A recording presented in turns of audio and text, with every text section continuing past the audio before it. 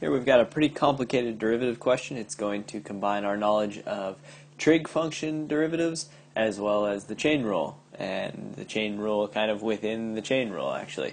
So we've got y equals sine squared of tan of 4x minus root x.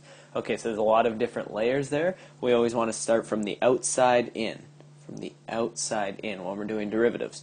So sine squared of something, we first might want to rewrite this because we general mathematical notation, we write sine squared like that, but what that really means is sine of tan of 4x minus root x all to the power of 2. Right? That's what sine squared means. We just generally write it in there. So that should make it a little bit more clear what our derivative is going to look like. So dy by dx, that means we're on to doing the derivative. Make sure you don't confuse derivative with rewriting it here. All I've done there is rewritten it. So outside in, the very outside thing is this 2 hanging out here. So that's a power rule, and we know we bring the 2 down to the front, and we rewrite the whole thing to the power of 1. So tan of 4x minus root x, close that, close the whole thing, and we're now to the power of 1. That's the first step. Bring the 2 down, rewrite to the new power. But the chain rule says once you do that, you then have to look inside the bracket and multiply by the derivative of what's inside. So what's inside? Well, it's a sine function. Again, we're going from the outside in of what's inside. It's a sine function. How do we take the derivative of a sine function? It's cos of the same function. So instead of writing sine of tan, it's cos of tan of 4x minus root x.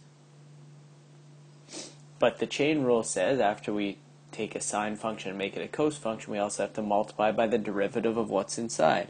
So what's inside is this guy, right? We're just going layer by layer. The derivative of a tan function is secant squared.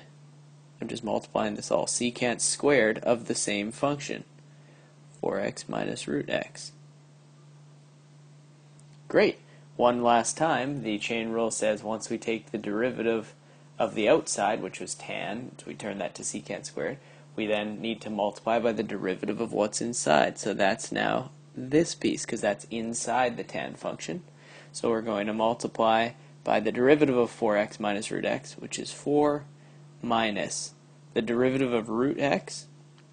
Remember, this is the same as x to the 1/2, so the derivative is 1 over 2x to the negative 1/2, which is the same as 1 over 2 root x. That's a good thing to keep in mind. We'll just write that separately.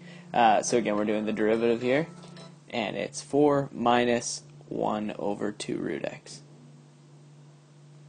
So all of that stuff is multiplied, and this is our entire derivative.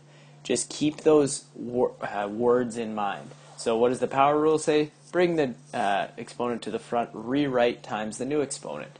What does the chain rule say? It always says after you do the outside function, multiply by the derivative of what's inside. If you keep those in mind, kind of those words to explain each rule, you should have no problem in keeping up with this.